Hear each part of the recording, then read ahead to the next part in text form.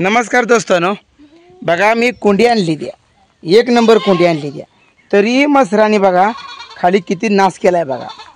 बघा एवढं चांगलं चुंगलं खायला का होतं घालतोय तरी मसर बघा ही खाली पालती पाडती. तीच कोंडी बॅलरच्या कोंडी आणल्या हो, ती पत्र्याच्या कोंडी आणल्या होत्या का, आणल्या असते ना तर एक भानगड झाली असती, त्या पत्र्याला चाटत बसली असती. म्हणून बघा मी हे आणले.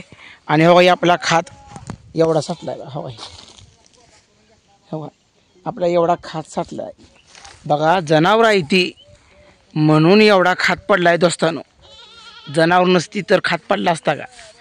आणि हाच खात तुम्हाला दाखवतो बघा कुठं कुठं घालायचं आहे. हे आपलं शेत आहे, शेतसुद्धा भारीपैकी आहे बघा, तुम्हाला दाखवतो. हे आपलं शेत आहे बघा, ह्या बाजून जरा नरमट आले का खात नसले मग बघा आपलं कडवळ आहे मस्तपैकी. आणि ते आपलं शेणखत जे आहे का, ते शेणखत ह्या तुकड्यात घालायचं आहे बघा. इकडं पहिलं वगळीन ही लय होत्या, सगळी दगडच होती. आम्ही काय केलं माहिती आहे का, तयातला यात गाळ आणून भरला आहे. आता गाळ भरून जवळजवळ 2 वर्ष झाली बघा. ह्यात आम्ही गाळ भरलेला आहे. हो तुम्हाला दाखवतो कसं गाळ भरला आहे बघा. हवा ही म्हशी बघा पण खाली सावलीला बसली द्या. आणि आपला आता जो शेणखत आहे का, हा सगळा शेणखत ह्या पट्टीत घालायचं आहे. आता जवळजवळ 3 ते 4 डॅम्पिंग खात भरेल.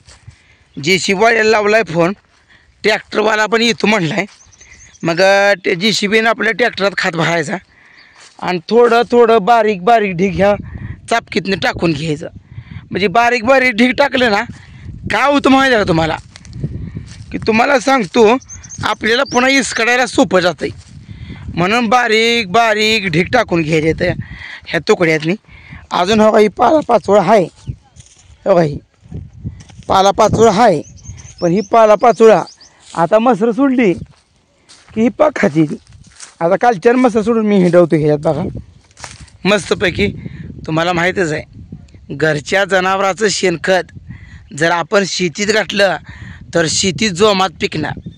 आणि आम्ही युरिया सुपला तसलं काय रासायनिक खताचा वापर हे शेतीला करत नाही. रासायनिक खताचा जर वापर जास्त केला तर आपली जमीन नापीक बनते. म्हणून आम्ही काय करतो, जास्तीत जास्त शेणखत वापरतो आणि खुरपतो. त्याच्यामुळं काय होतं, पीक चांगलं येतं आहे आणि खायला बी पीक मस्तपैकी लागतं आहे. आणि आम्ही वांगी लावली ती, मिरच्या लावली ती, आम्ही याला फवारा मारत नाही. हाही शेणखताच्या जोरावर बघा लावतोय तसं डायरेक्ट खायचे. म्हणजे बिगर युरिया सुपला न घालता आम्ही वांगी मिरच्या खातो बघा. म्हणजे जास्तीत जास्त सेंद्रिय पदार्थ म्हणजे सेंद्रिय खताचा वापर करून आपण शेती पिकवायची असते. तुम्हाला सांगतो जर ह्यात शेणखत भरपूर टाकलं तर मिरगाला बघा बाजरी भरपूर होईल. ह्या वर्षी कशी 20 क्विंटल बाजरी झाली, तशीसुद्धा ह्या वर्षी जर आता खात घालून ठेवलं. आणि तुम्हाला माहीत आहे एप्रिल आणि मे हे 2 महिने इतका कडक उन्हाळा आहे.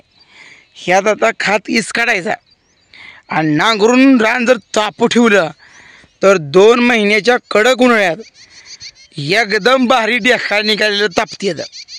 आणि पाऊस वळवाचा पडला की ह्याला पाळ्या घालायच्या. पाळ्या घातला का जमीन भुसभुशीत व्यवस्थित करून ठेवायची. पुन्हा मिरगाला पाऊस पडला की लगेच टिपण धरायची. म्हणजे मशागतीची कामं आतापासून चालू करावं लागते तो. आता पुन्हा पावसाचा दिवस तोंडावर यायचे आणि तोंडावर दिवस आल्या की गडबड होती. म्हणून आता उकरंडा बी गच भरला आहे. ही सगळा उकरंडातला शेणखत ही ताणून रानात घालायचं आहे बघा. आता ही घराचं कामकाज चालू आहे, शेतीची मशागतीची कामं आहे, ती खतीच काढायचं, रानं नांगरायची.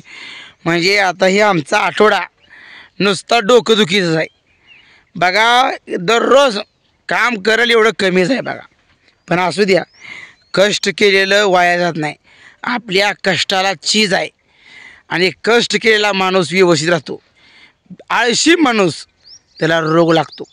म्हणून मित्रांनो, तुम्हीसुद्धा शेतात कष्ट करत जावा. अगदी प्रामाणिकपणे फळ तुम्हाला चांगलं नक्की मिळणार.